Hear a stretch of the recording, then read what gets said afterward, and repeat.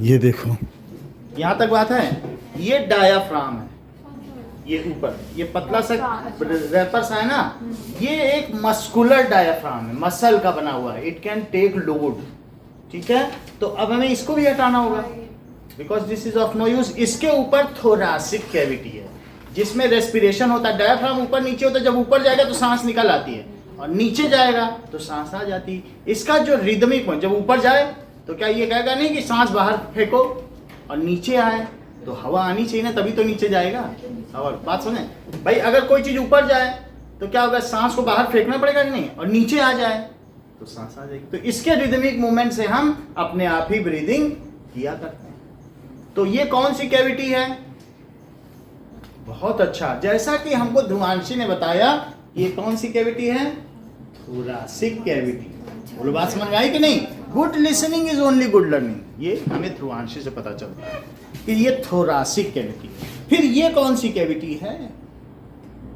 Abdominal cavity. ये कौन सी है? दो ही कैविटी हैं, एक थोरासिक कैविटी और एक एब्डोमिनल कैविटी।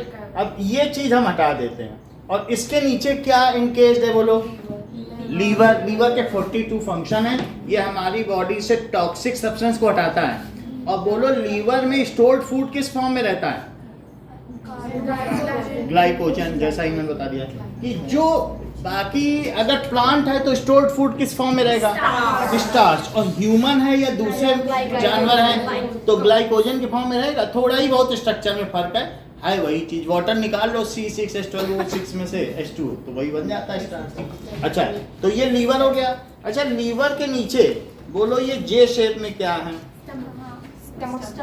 स्टमक। तो सबसे पहले जब ये खाना ईसोफेगस से आता है, ये है ईसोफेगस पीछे वाला, तो इससे किस में जाएगा? स्टमक में जाएगा। स्टमक से इंटेस्टाइन में जाएगा, बीच वाले में स्मॉल इंटेस्टाइन। हमारी पूरी एलिमेंट्री कैनाल की लंबाई, जो खाद्य आहार नाल है, उसकी लंबाई 9.5 मीटर है, और जिसमें से 6 मीटर की तो स्मॉल इंटेस्टाइन ही है। समझ में आ गई बात कि नहीं? 6 मीटर की है। फिर इसके बाद लार्ज इंटेस्टाइन है।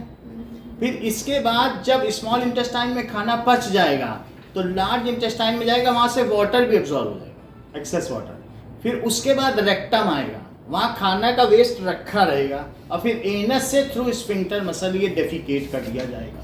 When pressure is created then mind gives a signal to open the regulate, that is defecation is regulated by sphincter muscle. बोलो, बात समझ में आ गई?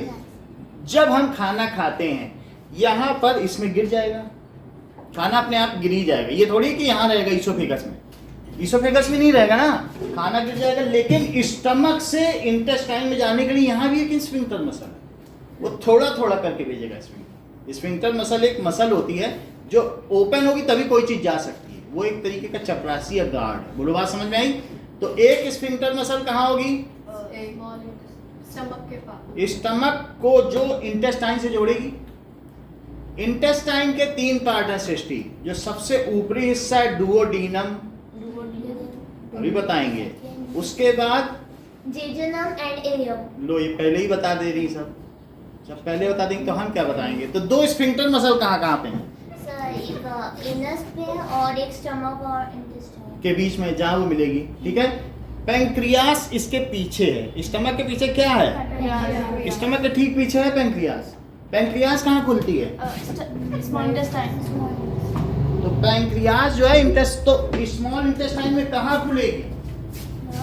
बोलो भाई, ये स्टमक है ना, उसमें तो हम उसके पीछे जाके नहीं देख सकते, बट यहाँ तो देख सकते हैं। यहाँ क्या है? पैंक्रियास, अग्नाशय। इसके ऐसे जूस हैं, ये अग्नि की तरह कार्य करते हैं और खाने को पचा देते हैं, ठीक है। तो एक स्टमक है, स्टमक के 3 जूसेस क्या क्या?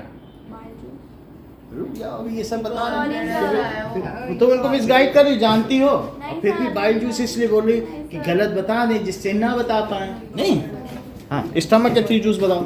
मुझे नहीं आता। ये बहुत अच्छा बता रहे हैं। HCl, म्यूकस और पेप्सिन। देख लो, यहाँ पर पेप्सिन। सुन लो, जब खाना किस में जाएगा? स्टमक में जाएगा। तो सबसे पहले क्या उसमें बैक्टीरिया होंगे? सबसे उसमें बैक्टीरिया होंगे ना, खाना खाएंगे तो बैक्टीरिया हो सकते हैं कि नहीं, उनको कौन मारेगा? हाइड्रोक्लोरिक एसिड उनको किल कर देगा। लेकिन एसिड अगर स्टमक में आ जाए तो क्या स्टमक में उसकी जो लाइनिंग है या एपिथेलियल टिश्यू है, कोमल टिश्यूज हैं, क्या उनको हानि नहीं पहुंचेगी? तो उनको बचाने के लिए एक बेसिक लाइनिंग है। कभी जब आप नोजी रनिंग नोज होती है तो जो निकालते वही म्यूकस है, ठीक है? या कभी ऐसा हो सकता है डायरिया हो, लूज मोशन, वो भी म्यूकस है। समझ में आई बात? और वैसा ही म्यूकस स्टमक है, तो स्टमक के अंदर की जो लाइनिंग है वो किसकी है? म्यूकस की।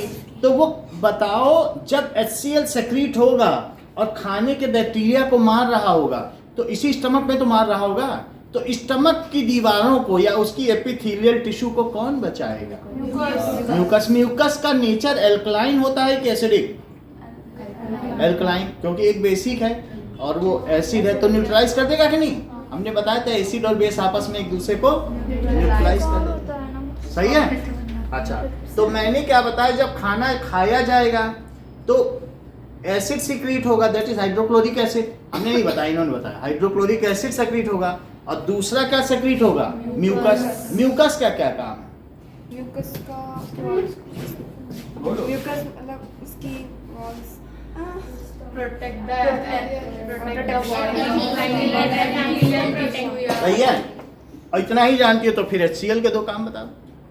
जानती होंगी तो बता पाएंगे। खाने को मतलब ब्रेक डाउन करता है, ये तो मारता है खाने को मारता है। बैक्टीरियाज को सर आपने ये खाना बताइए। भी बोला था। बैक्टीरिया को, हाँ बोलो दूसरा काम क्या बता रही प्रवीण? करेक्ट। जैसा कि प्रवीण ने हम सबको बताया कि न सिर्फ ये खाने में उपस्थित हानिकारक बैक्टीरिया को मारता है, साथ ही साथ ये पेप्सिन को एक्टिवेट कर देता है। Pepsin, it provides a suitable medium for pepsin to act. अब पेप्सिन क्या करेगा? हमने बोला था पेप्सिन जो मोती की माला होती है ना एमिनो एसिड की, एमिनो एसिड से ही तो प्रोटीन बनता है, तो पेप्सिन उसको तोड़ तोड़ के किसमें बदल देता है? एमिनो एसिड के फार्मूले सब आपको बताए जा चुके हैं। तो हमने क्या बताया? हाइड्रोक्लोरिक के दो फंक्शन। अब सौम्या बताएं। it activates pepsin and kills harmful bacteria. सही है। अब and what does the pepsin do? Pepsin digests the food. ये बहुत अच्छा बताना है, ये इट इज प्लेनली ट्रू। बोलो, It breaks जब कुछ ना protein समझ में into आए amino acids. It digest it. बहुत बड़ी बात है ना। हाँ, It breaks protein into amino acids. It breaks protein into. Amino acids. सही है, इतनी बात समझ आ गई। अगर तुमको पैर के बल उल्टा लटका दिया जाए और मुंह में खाना डाला जाए तब भी क्या स्टमक में पहुंच जाएगा? ये सही कह रहे हैं। ये एंटी ग्रेविटी कार्य कर रहा है, पेरिस्टैल्टिक मूवमेंट। कभी तुमने रबड़ चढ़ाई है बेड के ऊपर तो बार बार ऊपर नीचे करना पड़ता है, फिर रबड़ चढ़ जाती है। तो इसी तरीके से जो हमारी ये ईसोफेगस है जो स्टमक तक जा रही है उसमें बार बार ऊपर नीचे मूवमेंट हो रहा है और इसमें कन्वल्शंस एंड डायलेशंस हो रहे हैं। क्या हो रहे हैं? Convulsions, which makes sure that food from mouth reaches to J type stomach which is a master gland। बहुत बड़ी ग्लैंड है कि नहीं? कितने सारे जूस सेक्रीट हो रहे हैं। तो आप ये समझ गए कि नहीं कि हमारे बॉडी में जब हम खाना खा रहे हैं तो सबसे पहले आप मुंह चला रहे हैं तो मुंह में सलाइवा है। क्यों है सलाइवा? ये बता रही है सलाइवरी अमाइलेज। वो किसको तोड़ेगा? फूड को सॉफ्टन कर देगा, सॉफ्ट करेगा सलाइवा। और क्या करेगा? और कार्बोहाइड्रेट सलाइवा। तो सलाइवा जो चीज है वो क्या करेगा बताओ? कन्वर्ट करेगा। दैट इज स्टार्च को तोड़ देगा और उसको डाई शुगर में बदलेगा और या मोनो शुगर में, यानी आपको ग्लूकोज में बदल देगा। जरा ध्यान दो कि सबसे पहले क्या हो रहा है, हमें ये देखना होगा कि that is nutrition in human being. तो ह्यूमन बॉडी में जो न्यूट्रिशन है वो यहाँ पर आपको देखने को मिल जाए। कौन सी? Thoracic cavity. क्या कहेंगे? थोरासिक कैविटी, पार्टी, दूसरी कैविटी भी है और नीचे को क्या कहेंगे? Abdominal cavity. बाकी इसमें देख लो कि कैसे चीजें आपस में रखी हुई है, तो फिर से रख देना, हटाओ और रख दो एक बार, ठीक है ना? इसको क्या कहते थे? फिर से भूल गया। thoracic cavity। thoracic cavity, तो ये चीज है। अब आगे देखिए, nutrition in human being. Stomach liver से छोटा।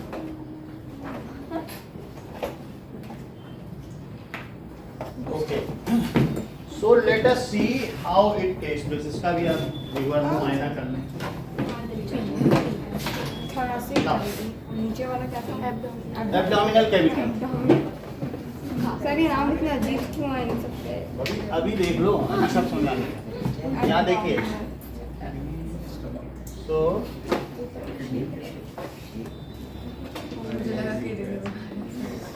ठीक है, अब देखिए,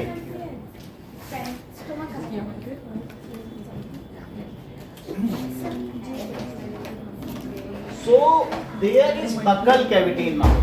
माउथ है और एक नेसल कैविटी है नाक से। ये नेसल कैविटी है, ये दोनों एक साथ मिल जाती हैं। कभी कभी नाक में खाना फंसता है तो मुंह में आ जाता है, मुंह का नाक में आ जाता है, ऐसा होता है क्योंकि ये दोनों एक ही जगह मिलते हैं। खांसी आती है। ऐसा कई बार होता है कि नहीं?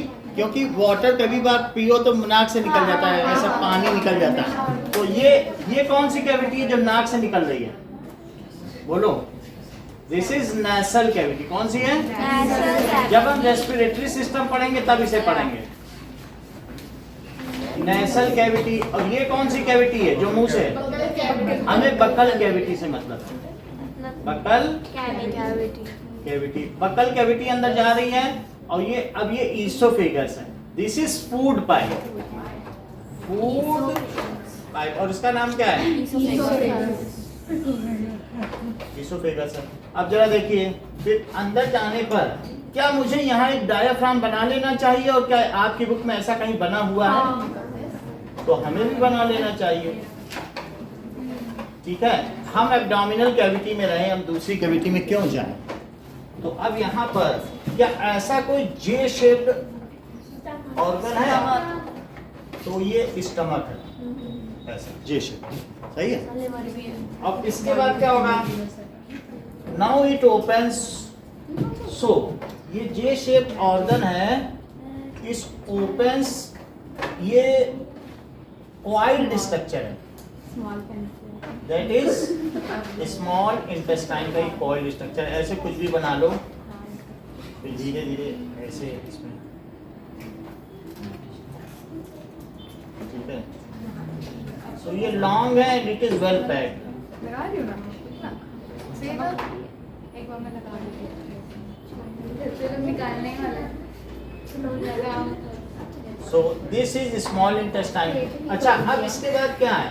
जब ये स्मॉल इंटेस्टाइन धीरे धीरे किस में बदल जाएगी? Large intestine. लार्ज इंटेस्टाइन में यहाँ पर एक अपेंडिक्स है। देखो, कई बार अपेंडिक्स में खाना फंस जाता है, सड़ जाता है, उसको काटना पड़ता है, हार्निया का ऑपरेशन होता है।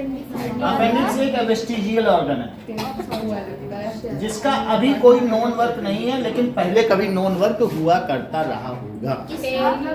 भाई आप जान लीजिए, हम लोग बंदर से बने हैं। बोलो, ये कान का कोई पिन्ना का कोई काम है? नहीं। वेस्टिजियल ऑर्गन है, आगे आने वालों में ये नहीं रहेगा। अब इसी तरीके से जो हम लोगों की टेल का रिमेनेंट पीछे है, किसी किसी का पूंछ पाई जाती होगी, थोड़ा थोड़ा होगा, तो बहुतों के होता है, तो वो वेस्टिजियल ऑर्गन है।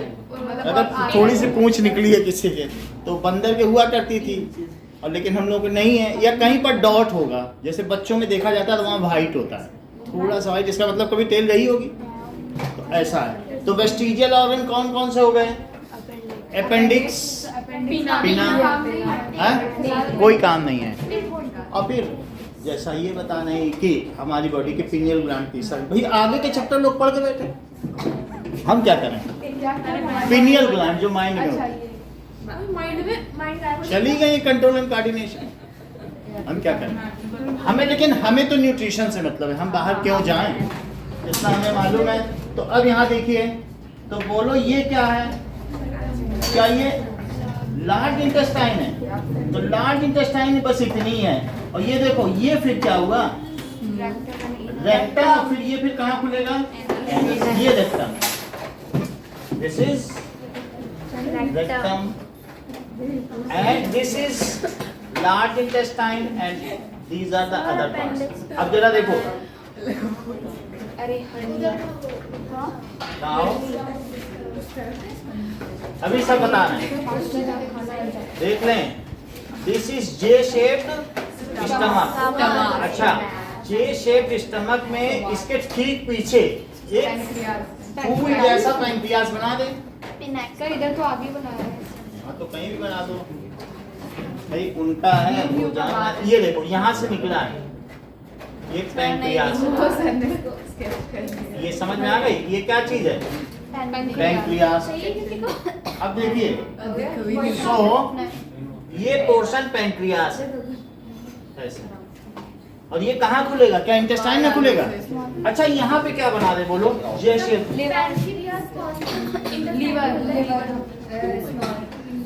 इंटेस्टाइन, स्मॉल इंटेस्टाइन में खुलेगा। अच्छा, इसमें ये फिर क्या है? देख लो, ये बहुत अच्छा बता नहीं, हम सबको भी जानना चाहिए। इन्होंने लीवर की बात कर दी।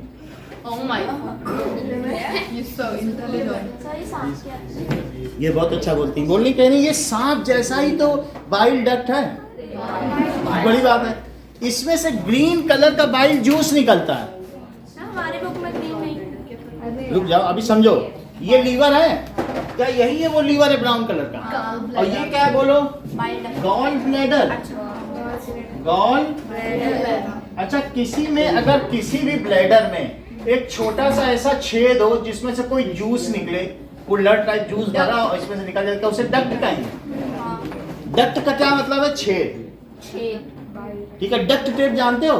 जैसे किसी छेद में टक से मारो, डक्ट खत्म हो जाए। डक्टलेस ग्लैंड, कुछ ऐसी ग्लैंड्स होती हैं जिनमें छेद नहीं हो, उसे डक्टलेस ग्लैंड, और कुछ डक्ट वाले। सुनो इधर, तो ये क्या है बोलो? Gall bladder. गॉल ब्लैडर में क्या पाया जाता है? Bile duct. बाइल डक्ट में कौन सा जूस भरा हुआ है?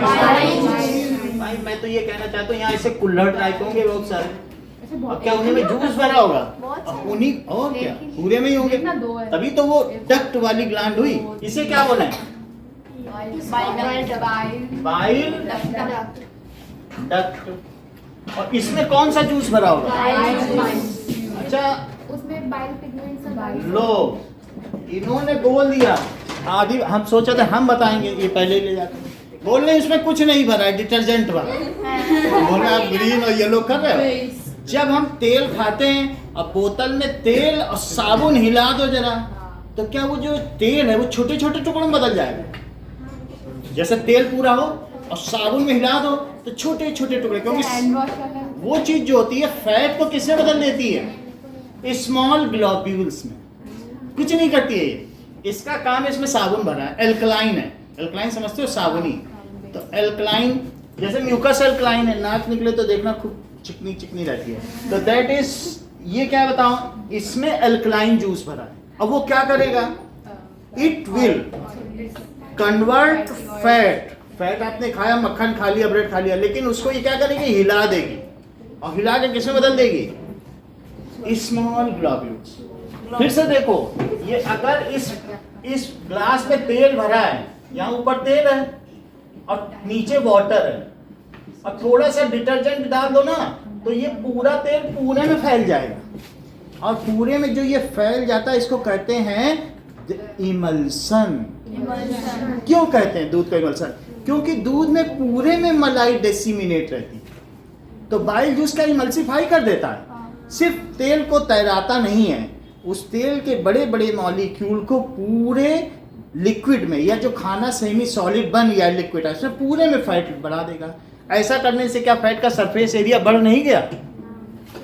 फिर से समझो, मान लो अगर ये तेल, पहले एक है कि पूरा बटर हो, बटर क्या ऊपर ऊपर तैरेगा तो सरफेस एरिया नहीं है, लेकिन अगर उसे मिक्सी में पानी में चला दो हल्का सा डिटर्जेंट डाल के, तो पूरे में नहीं चला जाएगा तेल, और छोटे छोटे तेल के मॉलिक्यूल पूरे में हो जाएंगे। इसको कहते हैं इमल्सिफिकेशन ऑफ फैट। क्या कहते हैं? तो बोलो बाइल जूस क्या करता है? हर चीज बताती है। इट इमल्सिफाइज द फैट, ये क्या करता है? And converts large fat molecules into small fat globules so that its surface area is increased. And अब अगला काम शुरू होता है कि अच्छा तुम छोटे छोटे बन गए, अच्छा अभी मैं आ रहा हूँ, रुको। ये अब पैंक्रियास क्या करेगा? बोलेगा कि मैं अब आपके ऊपर लाइपेज छोड़ता हूँ।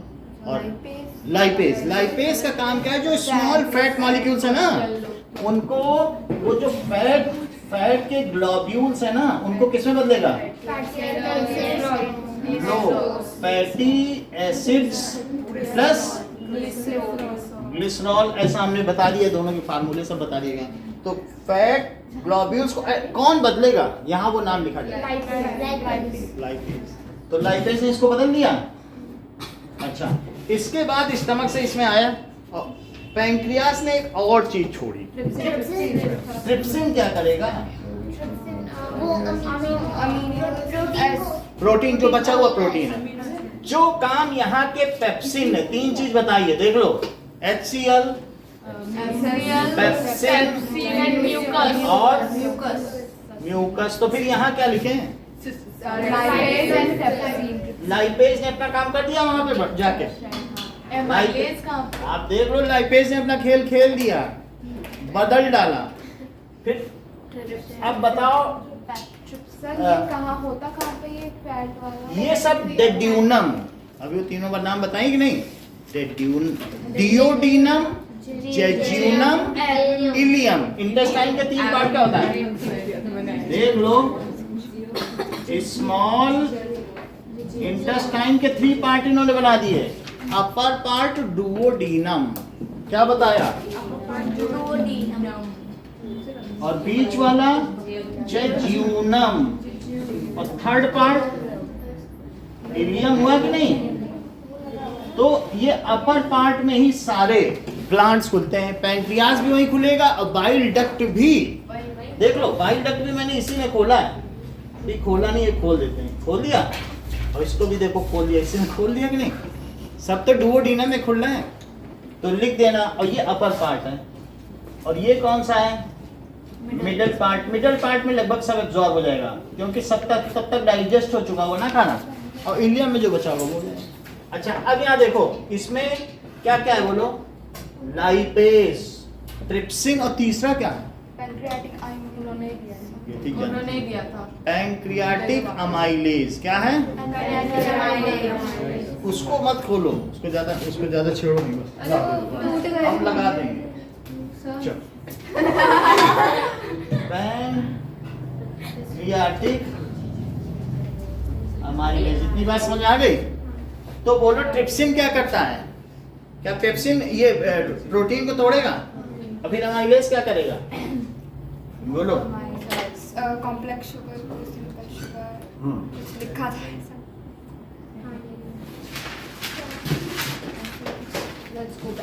यही बात है, शुगर को, कॉम्प्लेक्स शुगर यानी स्टार्च को, तुमने चावल खाया उसको ग्लूकोज बदल देगा, तुमने मक्का खाया, मेज, कॉर्न, ग्लूकोज बदल देगा, तुमने व्हीट खाया, ग्लूकोज बदल देगा। जो एनर्जी सोर्स हैं, जो सीरियल्स हैं, जो ग्रेन्स हैं, उनको ग्लूकोज बदल देगा, क्योंकि जो सीरियल्स हैं वही तो स्टार्च हैं। प्लांट ग्लूकोज के तौर पर खाने को इकट्ठा नहीं करता, कहता है ग्लूकोज जो है 99% है, वो अंगूर का जो सिरप है, जो अंगूर का सिरप है वो 99% है, उसमें पानी उड़ा दो तो स्टार्च, इसी को वो बस अपने अंदर इकट्ठा कर लेता है। उसका पानी उड़ जाए तो सेल्यूलोज है, इसी से कपड़े बन गए, इसी से लकड़ी बन गई, इसी से किताब बन गई, और इसीलिए ये वर्ल्ड सेल्यूलॉइड वर्ल्ड है। तो जब हम ग्रेप्स खाते हैं तो फिर समझ आई बात कि नहीं? जब हम ग्रेप्स खाते हैं तो फिर वो नहीं होता है क्या? Simple sugar. जब हम ग्रेप्स खाते हैं तो वो ग्लूकोज गई अंदर, ग्लूकोज पियो, दौड़ो। चीनी खाई, आधे घंटे बाद दौड़ो। गेहूं खाया 4.5 घंटे में। आपको सब बातें बताइए कि आपको बताया ना, पहले वो डाई शुगर में बदलेगा, फिर मोनो शुगर। यानी इसका काम क्या है माइलेज का? स्टार्च को ग्लूकोज। अगर तुम स्टार्च को बहुत, यही कागज है, मुंह में रख के खूब धीरे धीरे चबाओ, अंत में तुम्हें ग्लूकोज का मजा आए, क्योंकि है तो स्टार्च ही। सेलुलोज या कुछ हो। भाई गाय कैसे, गाय धोती खा रही है, मत सोचो कि बेकार हो जाएगा, फंसेगा, उसी से एनर्जी ले लेगी। उनके पेट में ये जो हमारे अंदर 6 मीटर लंबी है ना, 40-40 मीटर लंबी होती है इंटेस्टाइन, इसीलिए तो वो हर्बीवोर हैं, वो घास को भी पचा लेते हैं। हम थोड़ी पचा पाते हैं खीरे को, वो हमारे लिए रफेज है, वो सिर्फ पेट की क्लीनिंग करता है। खीरा खाओ 6 दिन मर जाओगे, खीरा तुमको इतनी भी एनर्जी नहीं देगा। हमारे अंदर वो डाइजेस्टिव ट्रैक ही नहीं है। वही 1.5 मीटर होती है शेर में, वो बेचारा मांस खाए, वो अगर पालक खा ले तो मर जाए, क्योंकि वो उसे पचा ही नहीं सकता है, उसके पास डाइजेस्टिव ट्रैक इतना छोटा है। तो आप समझ में आया, रैबिट में 40 मीटर, हम में 6 मीटर, हमको पका के खाना पड़ता है। रैबिट इतना सा उसमें 40 बहुत अच्छा जानती है, जैसे मैंने कहा। अब आप समझ गए, तो अब हम इन सभी बातों को लिखें। How the food is digested in human being. Buccal cavity हो गई, ईसोफेगस हो गया, इसको क्या लिखें? डायाफ्राम। ये सारे आपको लिखने पड़ेंगे, ये फिगर इंपॉर्टेंट है, बनाना है। अभी पर्ची देंगे। अरे बोले बनाना है, नहीं मैंने कब बोला? तो फिर क्या बोला? एप्पल है। नहीं आता। बाइल जूस समझ में आ गया? यहाँ देखिए, ये स्टमक लिखो, ठीक है, लाओ गिन के दे दो, कोई बात हाँ सही, अंशिका ने बोल दिया मेरे को। नहीं। स्टमक हो गया। अब ये देखिए, इधर देखिए, पैंक्रियाज हो गया, इसको क्या लिखें? वो तो देते, वो तो स्मॉल इंटेस्टाइन। स्मॉल, पेट। ये लिखो लार्ज इंटेस्टाइन। आप बना के दे देना मुझे। ठीक है, ये क्या है? अभी दे रहा हूं। सही है, लो दे दो यार।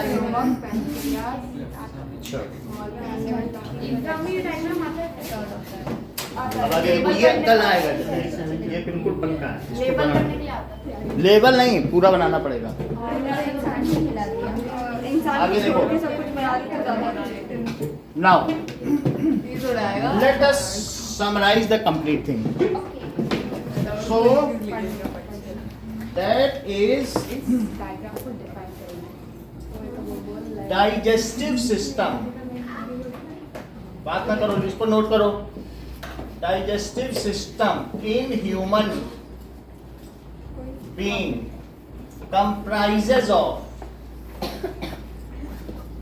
buccal cavity, esophagus, फिर stomach, okay, then small intestine, large intestine, फिर क्या होगा? Rectum and anus. तो सबसे पहली चीज है, हम इंजेक्शन से शुरू कर रहे हैं, 5 स्टेप में है। तो पहला स्टेप इंजेक्शन से शुरू कर रहे हैं। सो व्हेन वी, ठीक है, first we take nutrition from hand to mouth, it is called injection.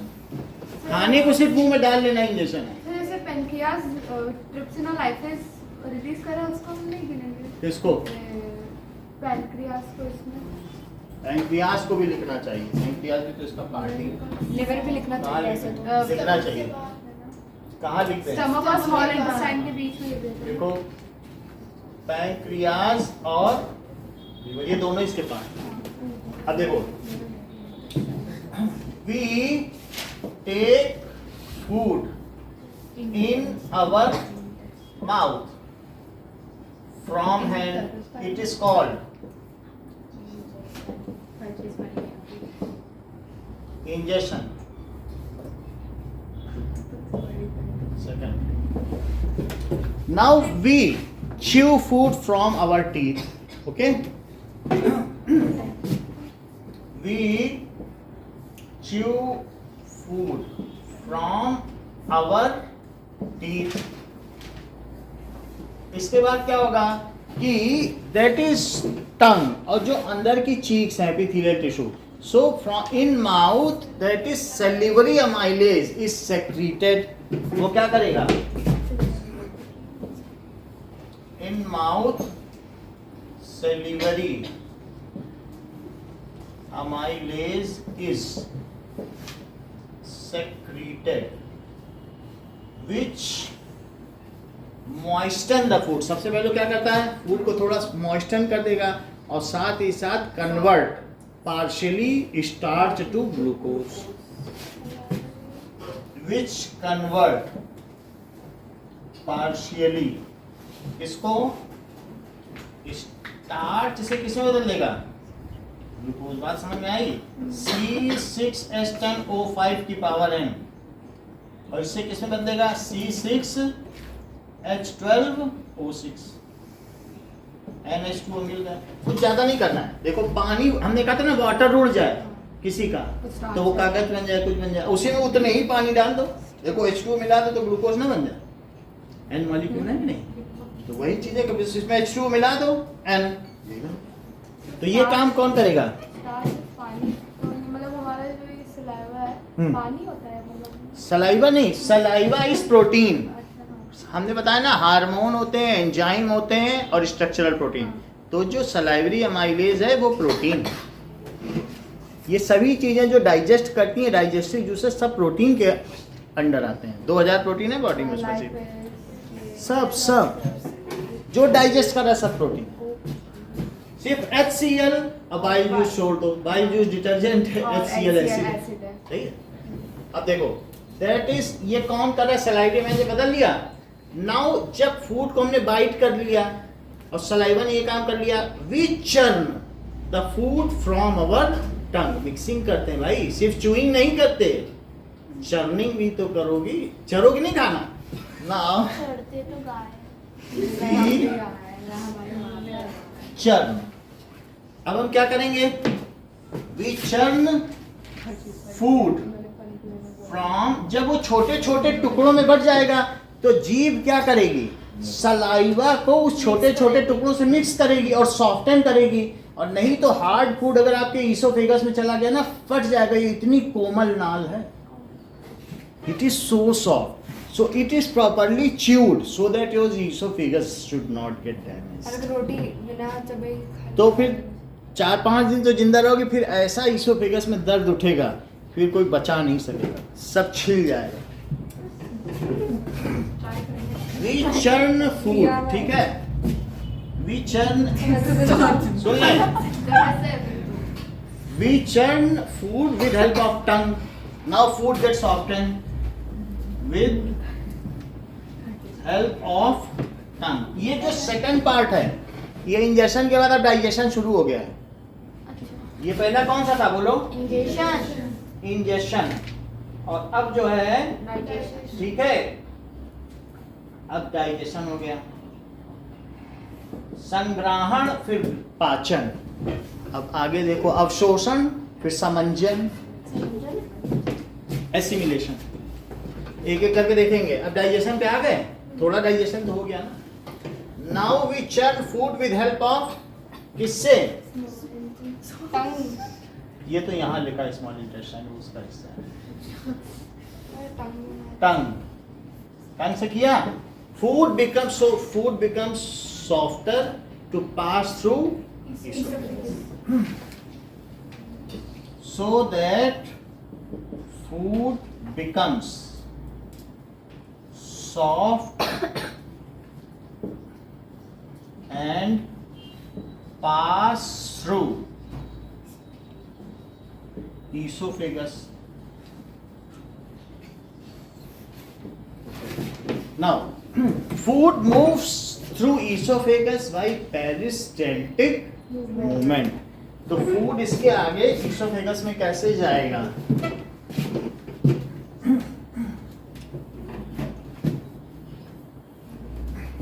Sir एक बार पेरिस्टेटिक मूवमेंट की डेफिनेशन बता रहे हैं। Now food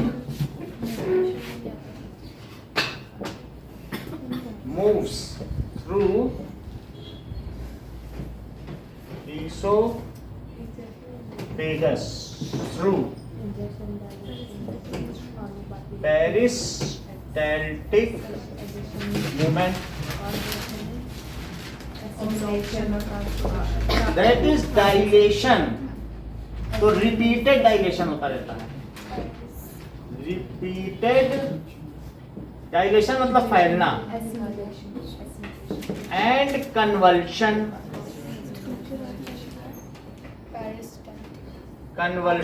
in food pipe, उसको क्या कहेंगे? Is called, it facilitate the food to move at. जैसे आप रबड़ को ऐसे ऐसे करो तो रबड़ आगे बढ़ती है कि नहीं, फिर ऐसे करो, फिर ऐसे करो, फिर ऐसे करो तो आगे बढ़ेगी, बैट में चढ़ जाएगी। तो इसी तरीके से repeated digestion and conversion in food pipe is called peristaltic movement.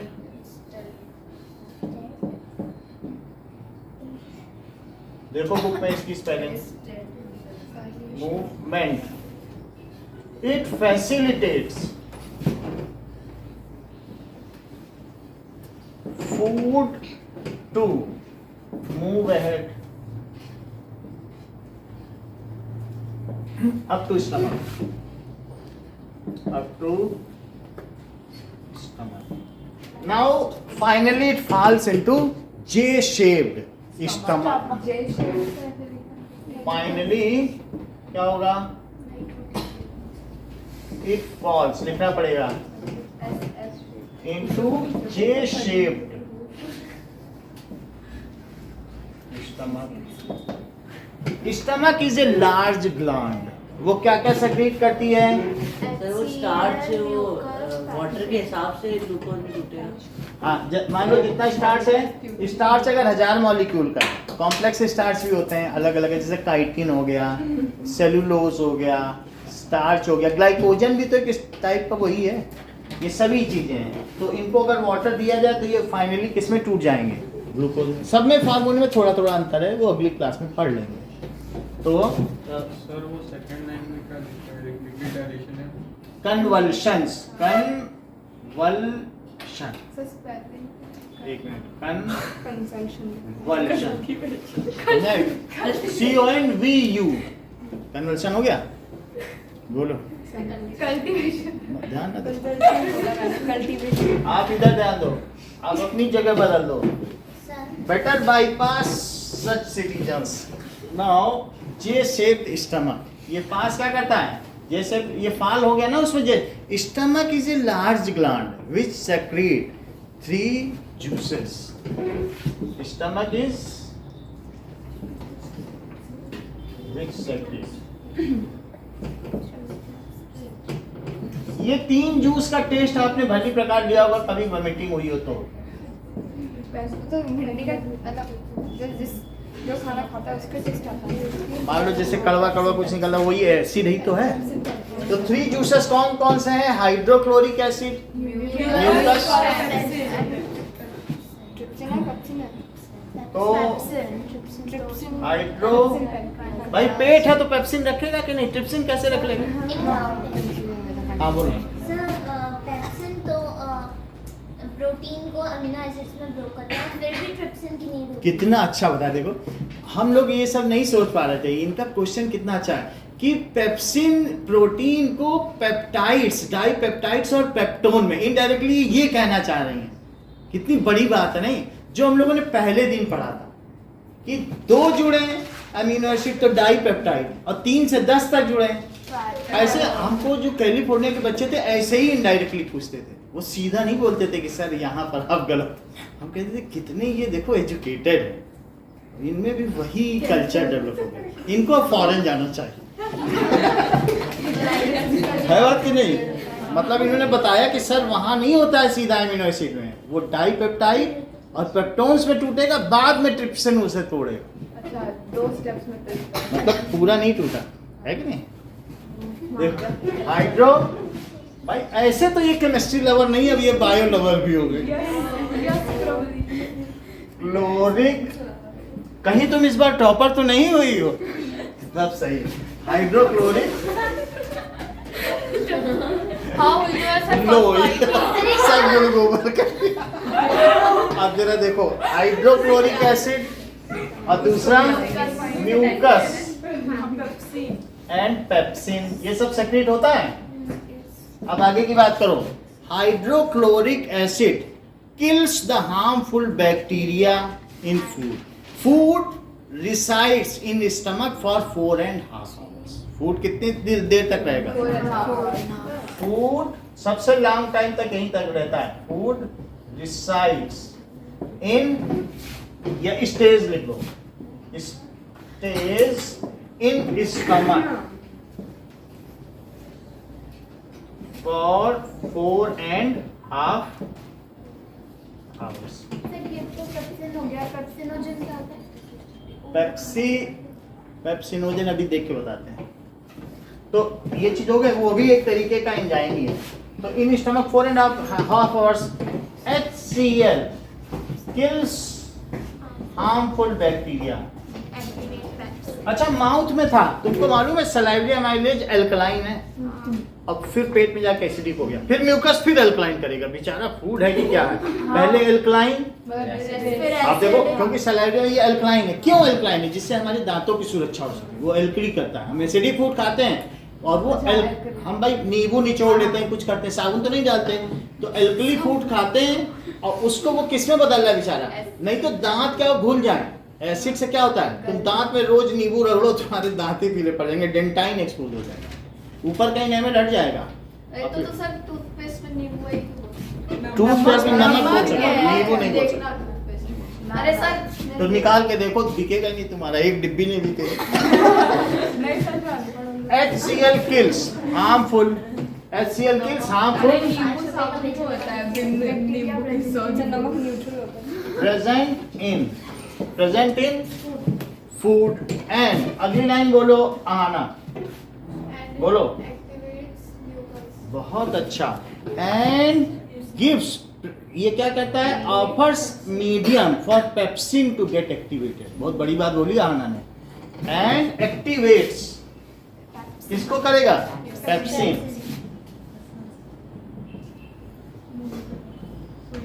Pepsin क्योंकि एसिडिक मीडियम में ही पेप्सिन वर्क करता है. ऑन अदर साइड, ठीक है, इतनी बात हो सकती है. Now mucus protects stomach lining from acidic HCl. Mucus हमारे स्टमक के, नहीं तो वो सब जल जाएगा. और कई कई में होता है और नींबू जल खाया और सारा म्यूकस ही डिप्लीट हो गया, फिर कहते हैं स्टमक अल्सर हो गया, स्टमक में फोड़ा हो गया. बेचारे कटवा देते हैं और बाहर पेट लटका रहता है कांच का, उसमें खाना आ रहा है. देख, हम लोगों ने देखा है अस्पताल में, कह रहे हैं पेट बाहर लटकाए घूम रहा है. पूछो क्या हुआ? स्टमक काट दिया गया तो उसमें अल्सर हो गया. शुरू में नींबू अचार खूब खाते थे और उसमें वो म्यूकस ही हट गया. अच्छा, फिर गया एसिड तो काम करेगा, वो तो निकलेगा. उसने जला डाला पूरे पेट को, फिर बोलते हैं स्टमक अल्सर हो गया. जाओ, अल्सर हो गया. भाई आप किसी चीज को एक मात्रा में खाओ ना, ज्यादा खाओगे तो यही होगा. नींबू आज से खाना छोड़ दूंगा. Activates pepsin. इतनी बात सही है. Mucus protects. ऐसा ना हो तो फिर इनो क्यों चले? ऐसा ना हो तो फिर NaHCO3, लोग कहते हैं बेकिंग सोडा थोड़ा दे दो, खा लें, कम से कम जो एसिड हो रहा है पेट में कम से कम सब्सिडाइज हो जाए. कुछ लोग कहते हैं कि मिल्क ऑफ मैग्नीशिया दे दो तो पी लें. ये सब एल्कली है भाई. ये मिल्क ऑफ मैग्नीशिया पी लेते हैं. हमारे यहाँ भी बच्चे आते हैं कि नीचे नींबू खा के आना, सर दे दो, तो हम उनको पकड़ा देते हैं. ठीक है, मिल्क ऑफ, दूध की तरह गाढ़ा दूध. समझा नहीं? तो ये सब क्यों पिया जाता है? कि पेट की जलन. और कितने ऐड आते हैं पेट की जलन के कि 6 मिनट में काम कर दे. 6 सेकंड. सो एंड म्यूकस क्या करता है? It protects inner lining of stomach from HCl. Alkaline देखो, म्यूकस क्या है? Alkaline and it protects inner lining of stomach from, वो HCl से बचाएगा. एंड पेप्सिन क्या करेगा? पेप्सिन ब्रेक डाउन, जैसा कि हम सब लोगों को प्रबलीन ने बताया. Pepsin breaks down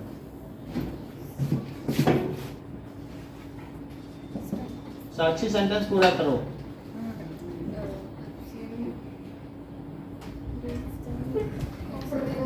protein into and dipeptides सही है, एंड डाइपेप्टाइड्स सही है। Dipeptides and peptones, 2 amino acid हो तो डाइपेप्टाइड, और 3 से 10 तक हो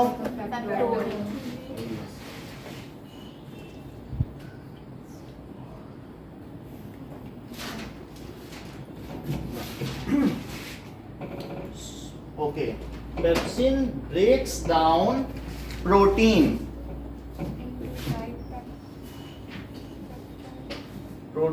इनटू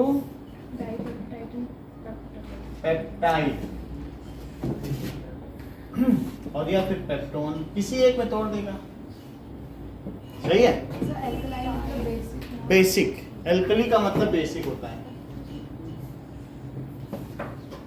जो वाटर में OH रिलीज करें उसे एल्कली कहते हैं। हाँ, जो वाटर में OH रिलीज करें उन्हें क्या कहेंगे? बेसिक। अब ये पूरा डाइजेशन ही चल रहा है। भाई डाइजेशन अभी एक बार और आएगा, यहाँ तक अभी नहीं हुआ है। ये पेज जाएगा, यहाँ तक जाएगा, यहाँ आएगा। डाइजेशन ही मुख्य है। और क्या है न्यूट्रिशन? यहाँ तक समझ आ गई? तो pepsin breaks down protein into, यहाँ तक बात हो गई। नाउ अब स्टमक का काम पूरा हो गया, 4.5 आवर्स रहा। Now food is released from stomach to small intestine. सुन लो अभी, it is released and regulated by, ये बता दे। अब पहले तुम नहीं बताते कभी भी, इंतजार करती हो। हाँ, स्फिंक्टर मसल, यानी हमने क्या बताया? स्फिंक्टर मसल किस तरीके की है? ये देखो, ये एक ऐसी मसल है, ऐसे ये 3 ऐसे रहेंगे, यानी ट्राइकस्पिड वॉल्व है, और वो खुल जाएगा, बंद हो जाएगा। बंद हो गया, जैसे 3 दरवाजे ना हो मसल के, अभी हम लोग वीडियो में भी देखेंगे कि ऐसे खुल गए फिर बंद हो गए, तो समझ में आया? जैसे 3 दरवाजे ना हो ऐसे, तो दैट इज ऐसे हमारी ये जो एपिग्लोटिस लटका हुआ, बीच में कौवा नहीं लटका है, तो वो खाने को रेगुलेट करता है कि जब सांस लो तो खाना ना अंदर जाए, खाना अंदर जाए तो सांस, वो उस तरीके से एपिग्लोटिस, तो वो रेगुलेट करता है, वो एक दरवाजा है बंद होने का। सही है। तो इसी तरीके से ये कौन सी मसल है? Sphincter muscle. ये खाने को थोड़ा डालेगी फिर बंद हो जाएगी, फिर रिलीज करेगी, फिर थोड़ा थोड़ा करके डालेगी। इंटेस्टाइन, वहां खाना एब्जॉर्ब होना है, सब भर दो तो एब्जॉर्ब नहीं होगा, रेक्टम से निकल जाएगा। इतनी मेहनत से हम ढूंढ ढूंढ के खा रहे हैं और सब निकल गया, तो थोड़ा डालेगी, कह के एब्जॉर्ब हो लो, फिर और देंगे। समझ आई बात? तो इसलिए यानी जो यहां तक होगा, partially digested food now reaches to small intestine and it is regulated by sphincter. Sphincter अभी लिखवा देते हैं। सो पार्शली डाइजेस्टेड फूड, देखो, partially digested food, partially digested food now reaches to, अरे पैनक्रियास भूल गए हम। now अभी रुको, वहीं पे ही सब काम हो जाएगा, डुओडेनम में हो जाएगा सारा काम। partially digested, पहले खाने को तो पहुंचने दो, तब तो पैनक्रियास काम करेगा। now moves to small intestine and it is regulated by, ये कौन सी मसल है? Sphincter muscle, and it is regulated by sphincter। ये देखो, स्फिंक्टर मसल चाहिए, ठीक है। अगर ये जो चीज है हमारा इस तरीके से, देख लो, ये क्या है बोलो, कोई बताए? ये सही कह रहे हैं? हाइड्रा, हाइड्रा हमने वो दिखाया नहीं था आप लोगों को? एक छोटा सा रहता है, वो मूवमेंट करता है, वो यहीं से खाना खाएगा, खाना ले लेता है, खाना पकड़ेगा टेंटेकल से, खा लेगा, और जो वेस्ट होगा यहीं से निकालेगा। ये क्लोज्ड गट सिस्टम है। इसका जो माउथ है वही इसका एनस है, यहीं से खाना खा रहा है माउथ है, और यहीं से निकाल रहा है, तो यही एनस नहीं हुआ? तो ये कैसा सिस्टम है? हमारा ओपन गट सिस्टम है। माउथ अलग है, एनस अलग है, पूरी एक पाइप है, खोल दो तुम, जैसे तुमने कंचा खा लिया, डॉक्टर का कोई बात नहीं, निकल जाएगा सब। कुछ लोग कांच खा रहे हैं, कुछ बल्ब खा रहे हैं, कुछ ट्यूबलाइट तोड़ के खा रहे हैं। क्यों खा रहे हैं टीवी पे? उनको मालूम है इनका ओपन गट सिस्टम सब निकल जाए। क्यों खा रहे हैं? कुछ नहीं, कुछ मिट्टी खा रहे, कुछ खा रहे, सब कोई बात नहीं। वो जैसे चौक खा लेते हैं, कोई रबड़ खा लेते हैं, डॉक्टर कहे कोई बात नहीं, डाइजीन खिला दे, सब निकल। म्यूकस तो है ही है, सब फिसल फिसल के निकल जाए। बोलो बात समझ में आई कि नहीं? तो हम कुछ भी मतलब ये हमारा ओपन गट, इतनी बात समझ में आई कि माउथ से एनर तक ओपन, मतलब यहाँ भी ओपन, यहाँ भी ओपन, तो कोई चीज फंस सकती है बीच में? नहीं फंस सकती। हैं? बोलो। हाइड्रा, हाइड्रा का क्लोज्ड गट, बस इतना छोटा सा होता है। वो देखा होगा, उसमें दिखाया हम लोगों ने, फिर दिखा दें। हाँ वही है, वही है।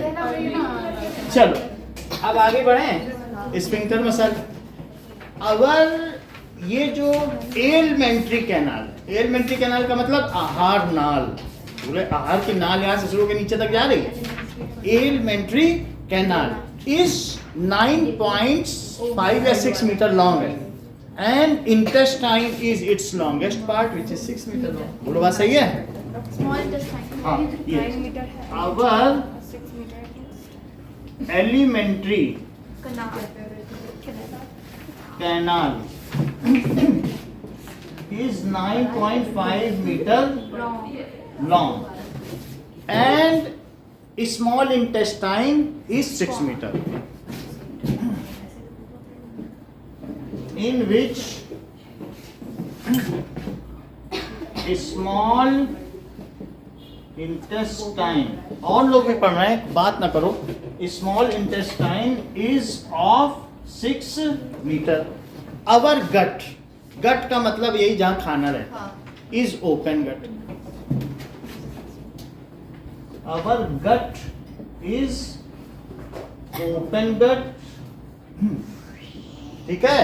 And at opposite ends the mouth and anus are present. इसके एक एंड पे माउथ है और दूसरे एंड पर and at opposite ends of it mouth and anus is present. अच्छा, अब देखो इंटेस्टाइन हैज 3 पार्ट्स। इंटेस्टाइन कैसा है? इसमें 3 parts.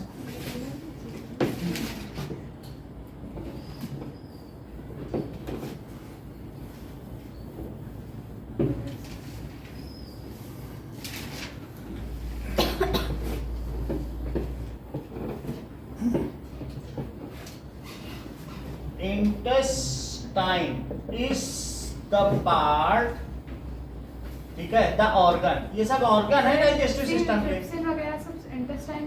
Intestine is the organ where main digestion या final digestion and final absorption takes place. Is the organ where that is complete digestion, complete digestion takes place.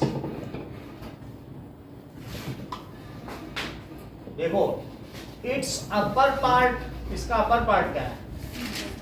Is called duodenum. Middle part jejunum is jejunum and lower part ileum ileum. देखो यहाँ तक बातों के खाना वहाँ पहुँच गया है। नाउ बाइल डक्ट, सुनो, गाल ब्लैडर है ना, so gall bladder present in liver contain bile juice. देखो इस बात को ना आओ, gall bladder present in liver, present जैसे हमने आपको इसमें दिखाया था, यही गाल ब्लैडर है, ये गाल ब्लैडर और ये लीवर है। So gall bladder present in liver, समझ आई बात? इधर देखो, gall bladder present in liver as bile ducts. उसमें क्या होते हैं? बाइल डक्ट्स होते हैं, छेद होते हैं। डक्ट का क्या मतलब है? छेद होते हैं, छिद्री लगी, ठीक है, पोरस, छोटे छोटे छेद होंगे, bile ducts which contains green colored alkaline juice, green colored मतलब ये एक तरीके का एल्कलाइन जूस है। कभी ना खाओ तो ये बाइल जूस की उल्टी हो जाती है, हरी उल्टी हो जाती है। तो कभी कितने दिन से खाना नहीं खाया, ये बाइल जूस भी नहीं खाता। तो एल्कलाइन जूस होता है। अब देखो अल्कलाइन जूस, अब ये क्या करेगा? Bile duct opens in duodenum. कहाँ ओपन करेगा? Bile ducts open in duodenum and converts large fat molecules into small globules. हमने बताया ना, साबुन है, साबुन को पानी मिला दे तो छोटे छोटे तेल की बूंदें हो जाएंगी कि नहीं? It converts large fat molecules into small globules and emulsifies the, किसका इमल्सन बना देता है? दूध एक इमल्सन है, उसमें मक्खन या वो जो है फैट क्रीम पूरे में तैरती रहती है। ज्यादा देर अगर रख दो फ्रिज में तो ऊपर भी आ जाती है मोटी मलाई, और नहीं तो तैरती रहती ना टेम्परेचर पर। तो क्या लिखोगे? ये इसमें बदल देता है एंड इमल्सिफाइज द फैट। अगर वो पूरे में व्याप्त हो जाए तो क्या यही इमल्सिफिकेशन नहीं है? पानी में तेल पूरे में मिल जाए, यही तो emulsification. Middle part is jejunum, middle part का है जेज्यूनम। देखो ये स्मॉल इंटेस्टाइन है, इसका अपर पार्ट डुओडीनम, डुओडीनम। यहाँ बाइल डक्ट भी खुलेगा, और यहीं पे क्या फूल जैसा पैंक्रियास भी खुलेगा, और यहीं स्टमक भी खुल जाएगा। सही बात है? बाइल डक्ट भी खुला, पैंक्रियास भी खुला, स्टमक भी, तो स्फिंक्टर मसल सब इसी में डाल रहा है। तो डुओडीनम ऊपर का पार्ट है, बीच का क्या है? जेज्यूनम, और नीचे का क्या है? इलियम। बोलो, बात समझ में आ गई? ठीक है, अब आगे देखो।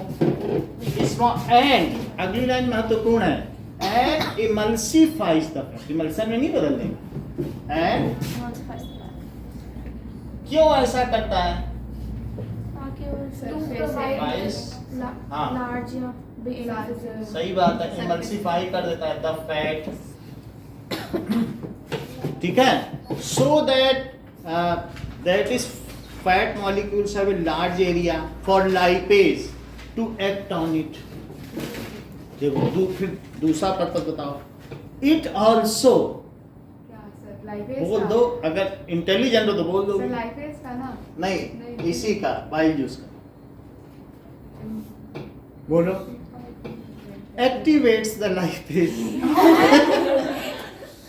बात समझ आ गई नहीं? जैसे उसने HCl ने, एसिडिक मीडियम से कौन एक्टिवेट हुआ? पेप्सिन। और बेसिक मीडियम से कौन एक्टिवेट हुआ? लाइपेज। सही बात है कि नहीं? एंड activates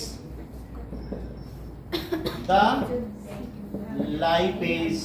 lipase की स्पेलिंग देखो, LYPASE की LI है, Y है। एमल्सिफाई, दूध एक इमल्सन है, बस ये जाना। दूध इमल्सिफाई लिखा नहीं, इसको ठीक करो, इमल्सिफाइज, ठीक है, इमल्सिफाई कर देता है। अब देखो, it activates the lipase. Lipase को एक्टिवेट कर दिया। Now lipase acts on small fat globules and converts it into fatty acids and glycerol. सही है। लाइपेज, बोलो बोलो बोलो, क्या बोल रही हो? आई करें? देख लीजिए एक बार, lipase, so lipase act on small fat globules. अलग अलग बुक पे अलग अलग है, इसीलिए आपसे पूछ रहा हूँ। है LI है। सो स्मॉल फैट ग्लोब्यूल्स पे काम करेगा and convert it into fatty acids and glycerol.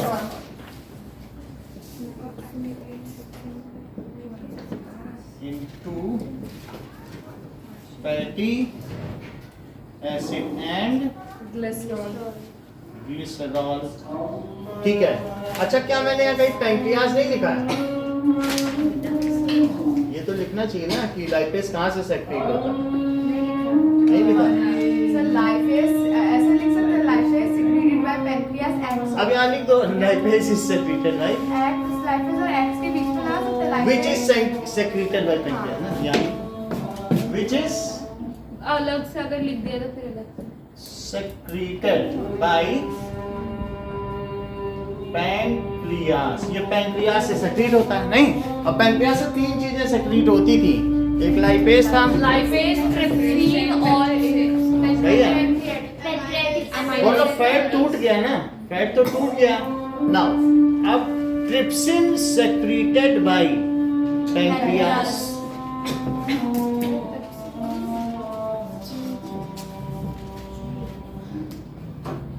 Secreted bye, वो भी पैंक्रियास से है। Converts dipeptides and peptones. भाई अभी पूरी तरीके से तो प्रोटीन टूटा नहीं था। देखो पेप्सिन किसमें टूटा था, कहीं लिखा है यहाँ पे? तो ये जो है it converts dipeptides and peptones into amino acid. Dipeptides and peptones into amino acids. उसमें बदल देता है, कन्वर्ट्स कर देता है या ब्रेक्स डाउन। बोलो ये किसको तोड़ेगा कि नहीं? इसको क्या लिख दें? ब्रेक्स डाउन, तोड़ देगा। ट्रिप्सिन ये करता है, इसको तोड़ देगा। अब छोटे छोटे माला बन गए अलग अलग मोती के, नहीं अमीनो एसिड बन गए। और बोलो पैंक्रियाटिक अमाइलेज क्या करेगा? ना बोलो दिव्यांगी, कार्बोहाइड्रेट स्टार्च को सिंपल शुगर, बस यही बात है। तो पैंक्रियाटिक एंड जो पैंक्रियाटिक अमाइलेज, 3 चीजें पैंक्रियास में सेक्रेट की। अमाइलेज कन्वर्ट्स, ठीक है, that is complex sugar into simple sugar, that is glucose. मतलब कॉम्प्लेक्स शुगर इनटू सिंपल, ये सिंपल शुगर बदल देगा। इतना काम हो गया ना, इतना हो गया। Now food is completely digested. अभी एब्जॉर्प्शन है, अभी दूसरा स्टेप हो गया ना। नाउ फूड इज, अभी देखो अगर मान लो आपको और इससे नहीं समझ में आए वोकल से, तो दृश्यम दिखाएं टीवी पे, उससे समझ आएगा। Now food is completely digested. Food completely digest हो गया ना, it moves ahead in middle part, it moves ahead, ठीक है, फॉर एब्जॉर्प्शन।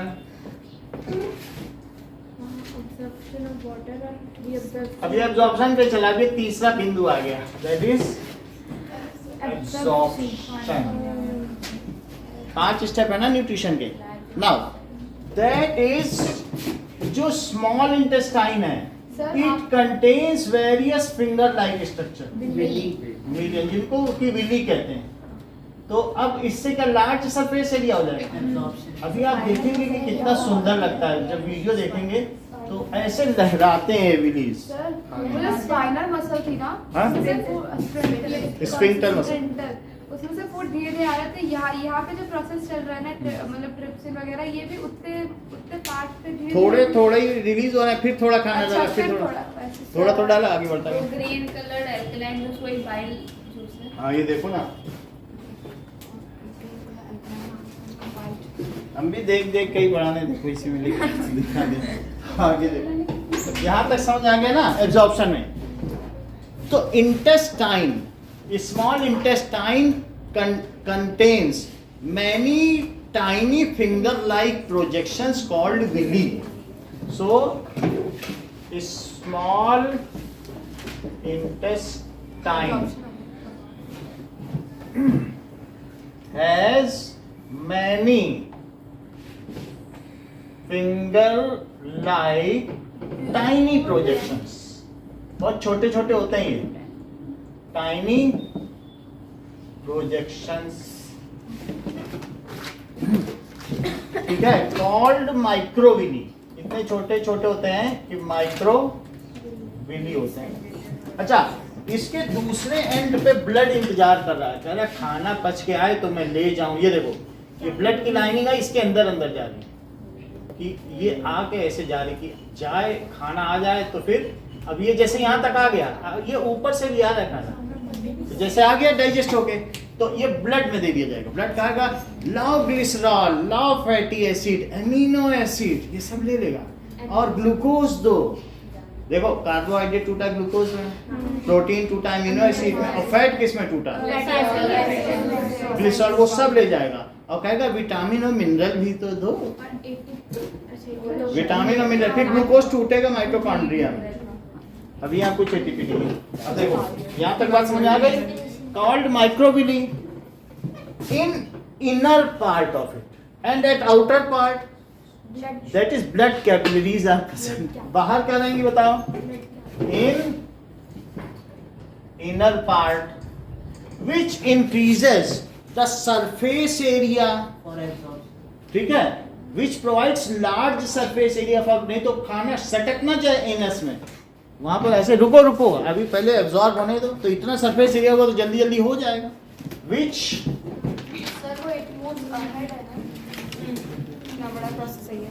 अहेड लिखो इसको, इट मूव्स अहेड। मुझे क्या लगता है अब देखो, इन विच प्रोवाइड्स, ये क्या करेगा, large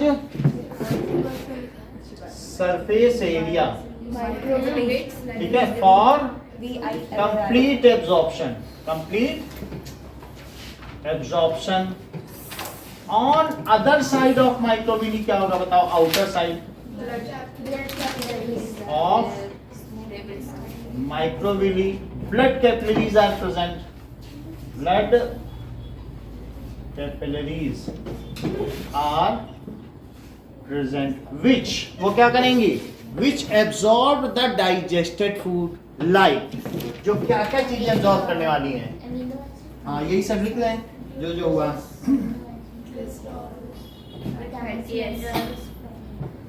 which present, which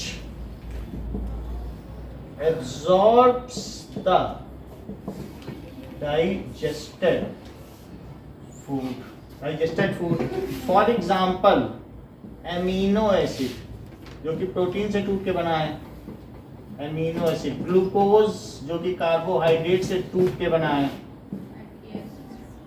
fatty acid और ग्लिसरॉल, ये चीज हो गई, सारी चीजें हो गई। विटामिन एंड मिनरल्स वो भी मिल जाएंगे इसको, विटामिन एंड मिनरल्स। बोलो सौम्य, बात पूरी हो गई कि अभी बाकी है? अरे नहीं अभी। एंड ये बहुत अच्छा क्या बताया। एब्जॉर्प्शन तो पूरा हो गया ना शायद? ये बहुत अच्छा बताया। इन्होंने कहा सर अभी एब्जॉर्प्शन पूरा नहीं हुआ। क्यों ऐसा बोला? इन्होंने कहा नाउ ये जो फूड है moves ahead to large intestine where water is absorb. तो एसिमिलेशन क्या चीज होती है? लो वो अदर बॉडी पार्ट्स, वो अभी आगे की बात है, यानी अभी पानी एब्जॉर्ब होना बाकी है। इस चीज को किसने नोटिस किया? सौम्या ने। चलो तो आगे लिखे नाउ, ये जो भी है ना, ये जो भी है food, semi solid food moves ahead to large intestine. Now semi solid food moves ahead to large intestine. वहां क्या होगा? Where water is absorbed. Is observed.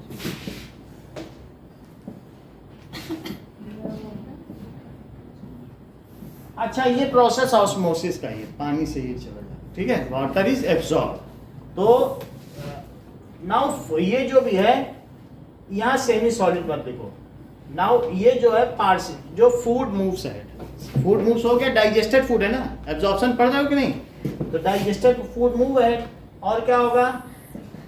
ये लिक्विड है अभी तक, अभी लिक्विड में फ्लो कर रहा है और जैसे ही पानी एब्जॉर्ब हुआ अब सेमी सॉलिड हो गया. पानी के एब्जॉर्ब होने के बाद सेमी सॉलिड हुआ. सर ये ब्रैकेट कहाँ पे खत्म होता है? कहाँ पे? नहीं, आपने एग्जांपल से पहले जो ब्रैकेट लगाया है वो विटामिन से मिनरल बस यही सब लिख लो, इतने ही है. सही है. अच्छा, now digested food moves ahead to large intestine where water is absorbed. Now whatever is not absorbed is called food waste and ready to defecate. जो नहीं एब्सॉर्ब हुआ उसे ही तो फूड वेस्ट कहेंगे. Whatever is not absorbed is not absorbed is called food waste. इसे food waste कहेंगे या feces कहेंगे. shit, ठीक है, इसे feces कहेंगे. और अब आगे देखें और क्या होगा? and ready to ingest, बाहर फेंक देना. it remains, ये कहाँ? it stays in rectum until it is defecated. It stays in rectum until it is defecated. अब देखो, अब हमारी अगली बारी आती है समंजन, assimilation.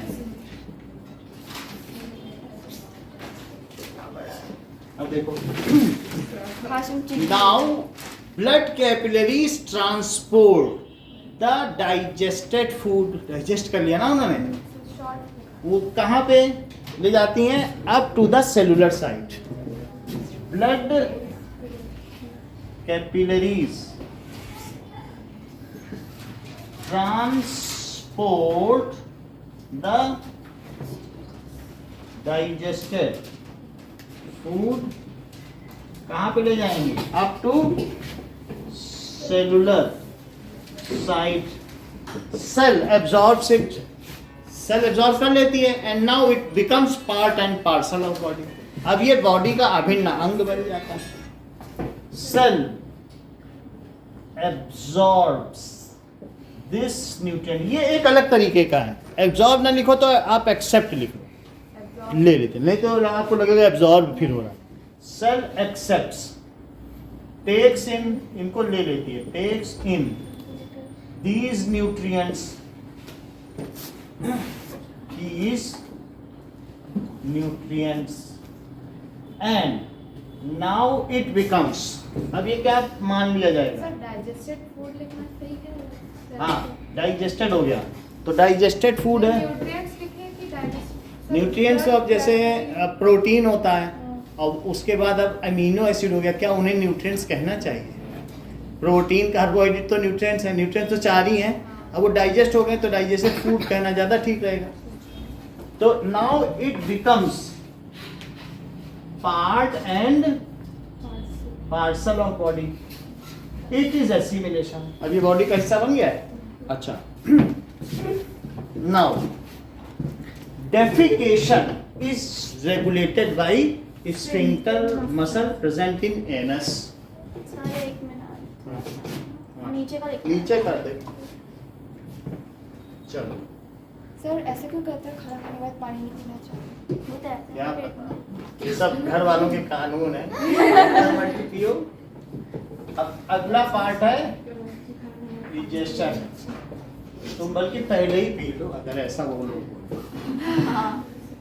Now egestion, so when pressure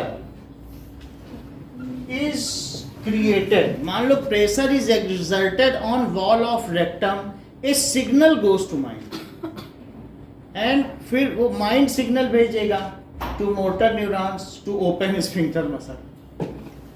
ठीक है, when pressure is exerted on walls of rectum, कहां पर?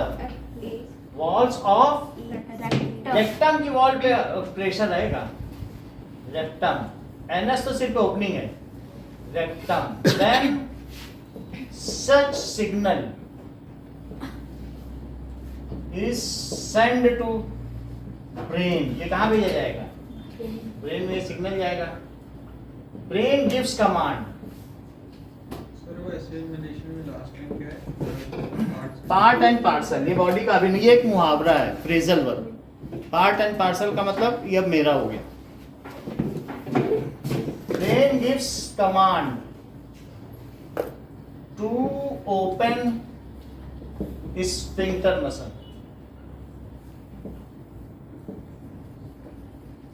Present in anus.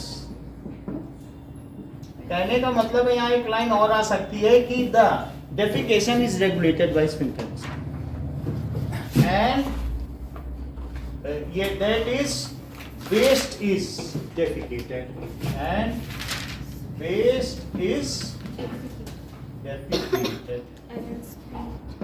तो ये चीज है, बस छोटे।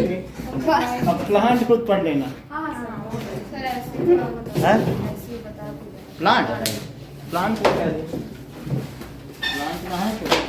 सर अमीबा वगैरह नहीं है? अमीबा का तो बता दिया ना। और भी कुछ अलग प्लांट में भाई अमीबा हो प्लांट में आपकी बुक में नहीं, है। मतलब और भी मेरे को तो हम लोग चलो बैठ जाओ थोड़ी देर बोलने। सर लिखवाना मत है, ऐसे बताओ। अच्छा थोड़ा थोड़ा चित्र से तो बता दे। चित्रण कैसे कैसे क्वेश्चन आते हैं वो बताइए दीजिए। अब सब बता देंगे आपको, 10 मिनट हो गए। चलो कुछ चीजें देखो कि न्यूट्रिशन इन प्लांट में ऑटोट्रोपिक न्यूट्रिशन समझो, यही प्लांट का nutrition in plant. Plant takes inorganic substance like CO2 and water and वही उनका न्यूट्रिशन है and convert it into glucose। ये 3 स्टेप में प्रक्रिया होती है। प्लांट क्या करेंगे? Plant takes CO2 and H2O। क्या ये इनऑर्गेनिक है? ये तो जिंदा लोगों में नहीं पाए जाते हैं, बाहर ही पाए जाते हैं।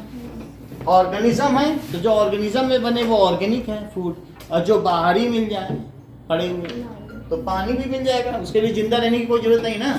तो मंगल ग्रह पे पानी मिल रहा है, जहाँ पे ऑर्गेनिज्म ना हो, जो ऑर्गेनिज्म के अंदर बने उसे ऑर्गेनिक फूड कहते हैं, और जो ऑर्गेनिज्म के बाहर बने उसे क्या कहेंगे? तो ये इनऑर्गेनिक सब्सटेंस मंगल ग्रह में पानी कहाँ है? ना हो, मतलब ऐसे जहाँ जीवन भी नहीं वहाँ भी पानी मिल जाता है। इसका मतलब क्या है कि वो इनऑर्गेनिक सब्सटेंस है। पानी वहाँ भी मिल जाएगा जहाँ जीवन की कोई ट्रेसेस नहीं है, इसका मतलब वो इनऑर्गेनिक हुआ कि नहीं हुआ। CO2 भी मिल जाएगा बहुत सारे प्लैनेट्स में, तो वहाँ कोई तो नहीं है ऑर्गेनिज्म। तो ऑर्गेनिज्म ये नहीं सोचो कि CO2 ऑर्गेनिज्म होगा तो सेक्रीट किया होगा, ऐसे भी CO2 मिल जाता नहीं मिल जाता। तो ये इनऑर्गेनिक सब्सटेंस हुए कि नहीं? अच्छा लेता है and in presence of sunlight and chlorophyll. 4 चीज लिखना है।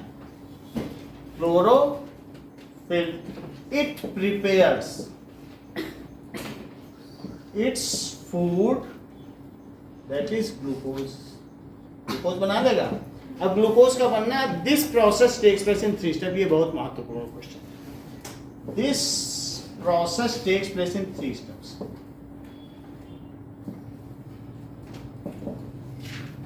Place in 3 steps. वो देखो कौन सा स्टेप है ऑटोट्रोपिक न्यूट्रिशन। पहला है absorption of sunlight. Absorption, book पुरानी बुक में 96 पेज है। एब्जॉर्प्शन ऑफ सनलाइट को उसने कैप्चर कर लिया और फिर क्या किया, सनलाइट बाई क्लोरोफिल। ये काम कौन करता है? हरे पत्ते ही कर पाएंगे, पीले पत्ते नहीं कर पाएंगे, वेरीगेटेड लीव्स नहीं कर पाएंगे। क्लोरो जिसमें पीलापन हो ना, वो वेरीगेटेड लीव्स होती है नहीं, तो क्लोरोफिल उसे कैप्चर कर लेगा। आपको ये बात मालूम है कि ये क्या है, इसमें जो छोटे छोटे स्ट्रोमा है, ये प्लास्टिड है, और प्लास्टिड के अंदर ये क्या है बोलो?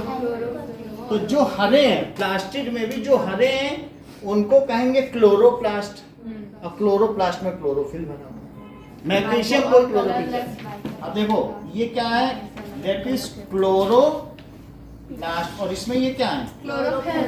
क्लोरोफिल, जो कि ये रोटियां जैसी वो स्ट्रोमा है, इनका क्या नाम है? स्ट्रोमा। तो अब ये काम हो गया, क्लोरोफिल ने क्या सनलाइट को कैप्चर कर लिया, कैप्चर करके रख लिया। अब उसको क्या करेगा बोलो? क्या उस सनलाइट को, सोलर एनर्जी को, क्या वो केमिकल एनर्जी में बदल देगा, कन्वर्ट। नाउ सेकंड पॉइंट क्या है, कि sunlight is converted into, sunlight is converted, इसी को तो किचन कहते हैं, सेल का, कोशिका का रसोई घर। That is sunlight is converted into chemical energy, chemical energy में बदल दिया गया। अब लेकिन उस केमिकल एनर्जी का क्या यूज होगा बोलो? विच स्प्लिट्स, भाई आपने इलेक्ट्रोलिसिस से भी तो वाटर तोड़ा है, और केमिकल एनर्जी से भी तोड़ सकते हो। केमिकल एनर्जी क्या है? केमिकल की वजह से तोड़ा है, ठीक है। विच स्प्लिट्स, वो क्या करेगा बोलो? स्प्लिट्स वाटर मॉलिक्यूल टू, किसमें बदलेगा? H2N। देखो तो यहां पर अगली बात क्या है, कौन सी रिएक्शन आ गई? 12H2, और वो किसमें टूटा?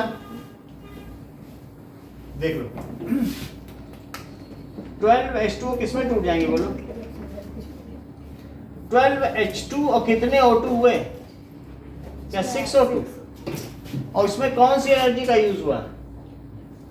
Chemical energy. और कुछ जानकार ऐसा भी लिखते हैं प्रबलिंग टाइप कि सनलाइट और क्लोरोफिल, वो ऐसा भी लिखते हैं, कहते हैं कि उसका मतलब वही है।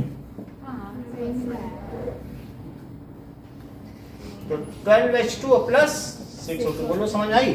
अब आखिरी स्टेप क्या है? Reduction of carbon dioxide to carbon, that is reduction of CO2, atmosphere से CO2 लिया, किसमें? C6। तो देखो CO2 में इसको भिड़ा दिया, बोला तुम चले जाओ बाहर, निकलो, तुम्हारा कोई काम ही नहीं है। देखो पानी को तोड़ा, O2 को भेज दिया, जाओ बाहर जाओ, जाओ दुनिया को ऑक्सीजन दो, जिंदा रखो, हमें तुमसे बाहर निकाल दे। नहीं, प्लांट O2 निकालते हैं कि नहीं, लेकिन इस H2 को कहा रुको जरा, यहाँ पहुंचो। तो इसमें कार्बोहाइड्रेट दिया, मतलब वही ग्लूकोज। अब बनेगा खाना, खाने का बन जाना ही तो न्यूट्रिशन है। फिर जब मर्जी ग्लूकोज खा ले, उसके घर में किचन है, जिसके घर में किचन है भूखा थोड़ी रहेगा। Reduction of carbon dioxide to CO2 carbon. Reduction. अब तीसरा स्टेप क्या है? पानी को तोड़ा सेकंड स्टेप में, और तीसरे स्टेप में इसको बाहर भेज दिया, जाओ। जो निकलते नहीं स्टोमेटा से, स्टोमेटल ओपनिंग से निकल गया बाहर O2, और इसको क्या कहा? पानी को तोड़ा, और इससे क्या कहा बताइए? कि CO2 का H2 का जुड़ना ही तो रिडक्शन है, तो जरा जोड़ो इसमें, तो C6 और H12 और O6, अभी भी 12H बचे हैं, अच्छा है वो बचे हैं, देख लो 6, और ये क्या बना? वाटर। अब ये वाटर वही है जो टोमेटो, देख लो सब कुछ कर दिया, 12 24 हुए, और यहाँ 6 और 6, यहाँ भी तो 12 है, देख लो सही है। अब इन दोनों रिएक्शन को ऐड करो, तब जाके तुम्हारी फोटोसिंथेसिस की रिएक्शन हो जाएगी। कर लो जरा। 12H2O gives 12H2 plus 6O2, और इसके नीचे ये लिख दो, ये तो समझ में आ गया ना रिडक्शन। बस कुछ नहीं, H2 को रोक लिया, बोला इनके साथ भिड़ो। अब देखो 6CO2 और प्लस 12H2, तो यहाँ क्या बना? C6 और प्लस 6H2O। अब इन दोनों को एडिंग करो तो बोलो क्या लिखोगे? 6 CO2 और 12 H2। इन दोनों को काट दो, एक इधर है, क्या कट नहीं जाएंगे जोड़ के समय? अभी बाद में काट देना, यहाँ लिख के काटो। चलो अब तो ठीक है, जो यहाँ निकला वो यहाँ यूज हो गया, बात खत्म। एक रिएक्शन दो पार्ट्स में भी तो हो सकती है। पहले तुमने कुछ आटा बनाया, आटे से रोटी बनाई, तो अब आटा कहाँ रहा? आटा बनाया, आटे को यूज कर लिया, तो ये लिखने की जरूरत नहीं है ना भाई। यहाँ निकला, यहाँ यूज हो गया, खत्म हो गई बात। दोनों तरफ वही है, या तो लिख लिख के काटो और नहीं तो बिना लिखे ही काट दो। एक इधर है, उधर कट नहीं जाएगा। तो यहाँ क्या बना? O6 और प्लस 6H2। और कुछ और ज्यादा भी चतुर होते हैं, वो 6 वाटर और काट देते हैं। तो हाँ वही, और वरना ये पूरी रिएक्शन। बोलो बात समझ आ गई? सो दिस इज, और यहाँ क्या लिखो? सन, और यहाँ क्या लिख दीजिए? क्लोरो। बोलो बात समझ आई? एक दो चीज और बताएंगे बल्कि। अब आपको फोटोसिंथेसिस समझ में आ गई कि कैसे होता है? देखो 4 चीजें जरूरी हैं। क्या क्या चीजें जरूरी हैं? ठीक है, और आपसे ये कहा जा सकता है कि लीफ का डायग्राम है।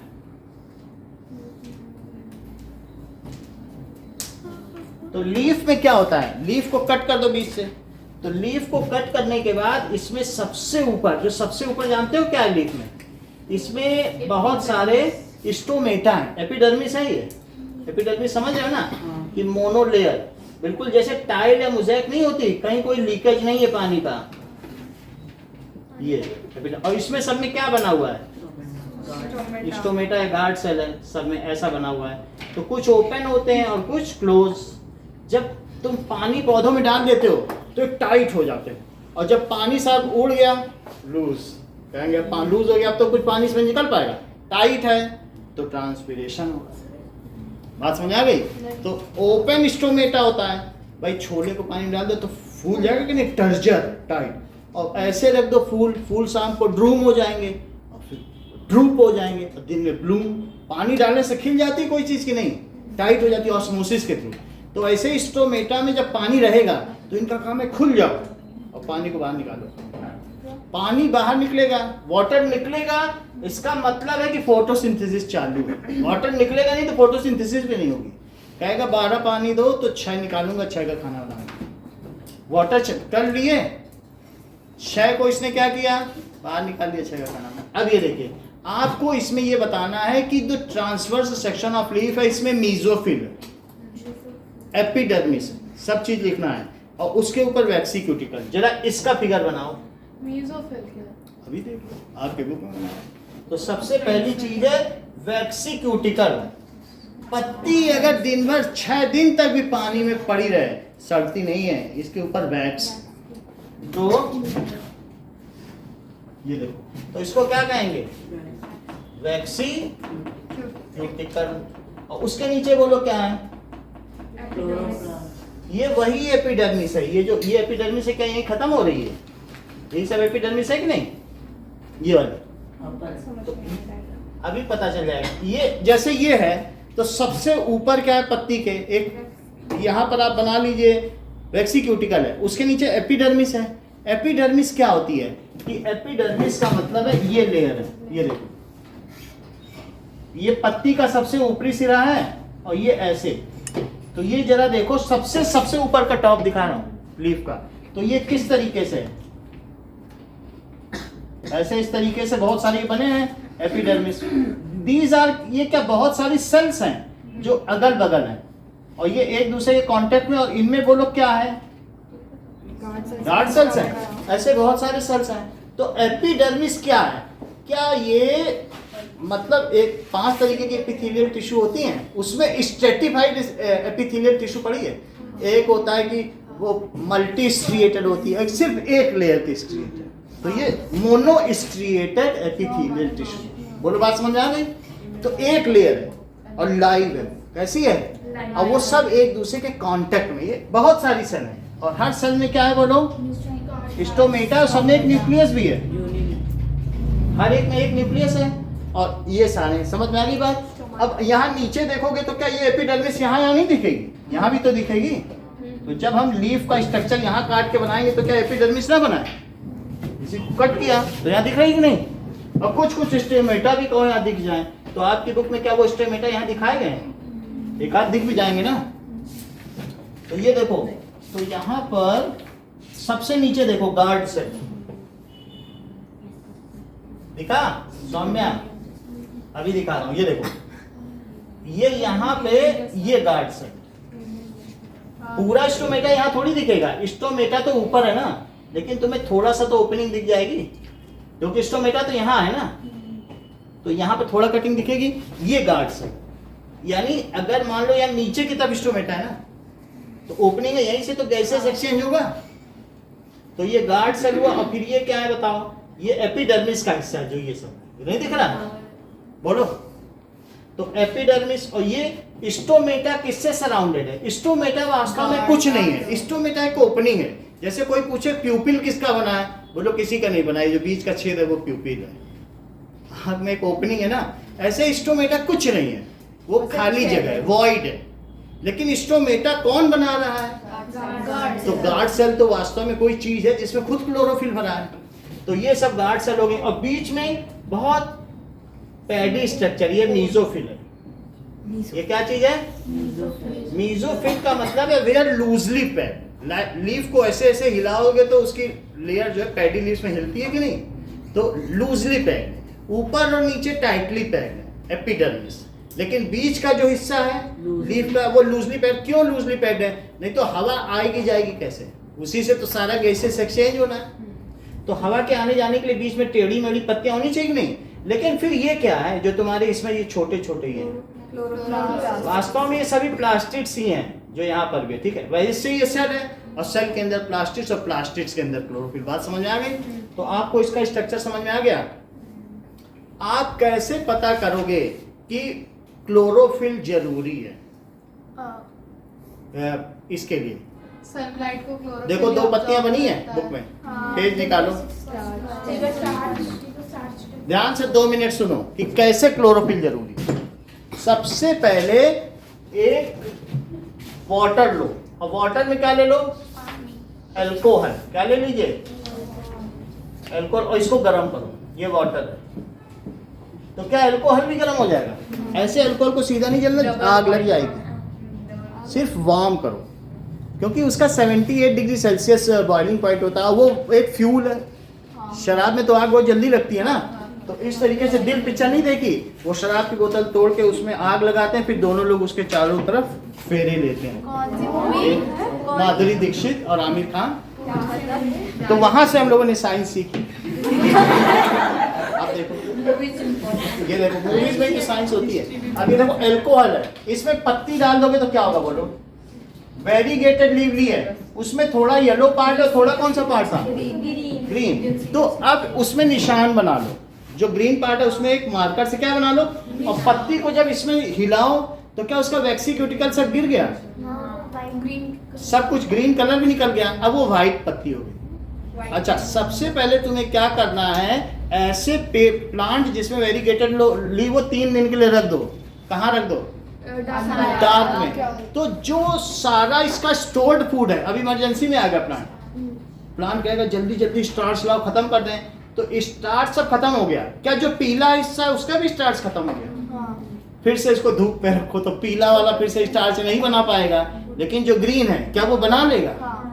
ग्रीन ने बना लिया, पीला नहीं बना पाया। अब इसमें पत्ती हिलाओ, तुम्हें मालूम है कि पीले के पास स्टार्च नहीं है, लेकिन ग्रीन ने तो फिर से बना लिया ना 6 घंटे में। अब इसको जब हिला लोगे फिर ये बिल्कुल व्हाइट हो जाएगी, और व्हाइट होने के बाद आयोडीन में डालो। हम ये करके भी दिखाएंगे, हर साल करके दिखाते हैं। स्टार्च भी आयोडीन में, तो जैसे ही डालोगे तो जहां जहां स्टार्च है वहां सुर्ख नीला हो जाए। हाँ, that is navy blue colour. वो ग्रीन वाला कलर, जो ग्रीन था उसी ने स्टार्च बनाया। तो ये क्या तुम्हारी बुक में ब्लू बन गया? देखो जरा, जो ग्रीन था क्या वहां ब्लू पैचेस आ गए? तो अब क्योंकि वहां फिर से स्टार्च बन गया ना। जिसके पास क्लोरोफिल है तुम इमरजेंसी में रख के फिर ले आओगे, और बेचारा पीला तो गंवा गया, वो तो फिर से नहीं बना पाया। बोलो बात समझ में आ गई? How it is created. सबसे पहले अंधेरे में रखा, फिर उजाले में रखा, फिर अल्कोहल से धो दिया, सारा उसका कलर धुल गया। अगर कलर नहीं धोगे, वैक्सी क्यूटिकल नहीं धोगे, तो फिर उस पर आयोडीन चढ़ेगा कैसे? तो मतलब स्टार्च आयोडीन से रिएक्शन करके ब्लू कलर देता। समझ में आ गई? तो हाँ, अब समझ, ये तुम्हें बात समझ में आ गई? तो हमने आपको क्या बताया, ये है मेरे पास स्टार्च और ये क्या है, आयोडीन। इसको करने के बाद 1 मिनट का है, वो बाद में हम कराएंगे, लेकिन इन दोनों को अगर मिला देते तो नीला रंग आ जाता। तो ये चावल का माड़ है, कुछ नहीं। चावल का पानी और ये आयोडीन, जिससे गार्गलिंग करते हैं। गले में दर्द होता है टॉन्सिल पर। इतनी बात हो गई। क्लोरोफिल क्यों जरूरी है, समझ में आ गया? अगला पढ़ो। अगली चीज क्या कही जा रही है? सर एक ये 6.2 ये तो 6.2 देखो, अरे मतलब ये कितना आसान है। तुमने स्टोमेटा के ओपन और क्लोज स्टोमेटा का फिगर बना लोगे। 6.2 कह रहा है कि देखिए कि पोटेशियम हाइड्रोक्साइड का एक्सपेरिमेंट जरा समझो।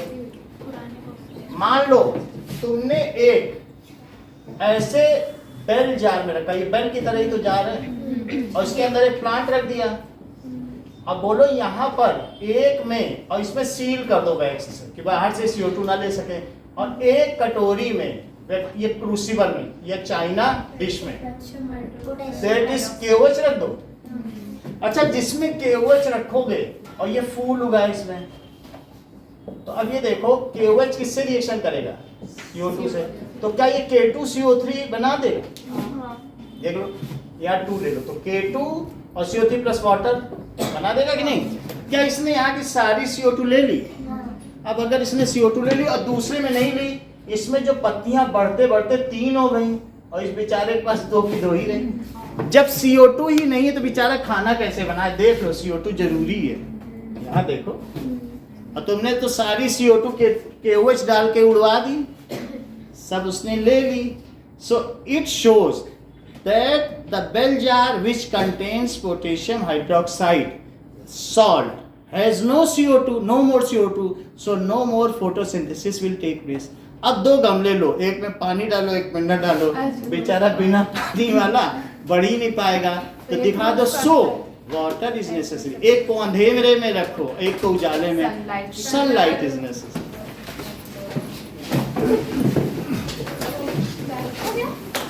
हो गया ना? इसी को पढ़ लेना।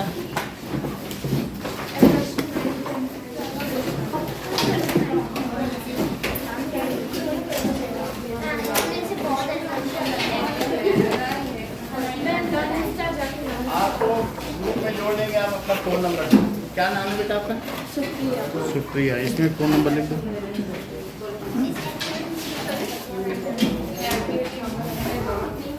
और सुनो,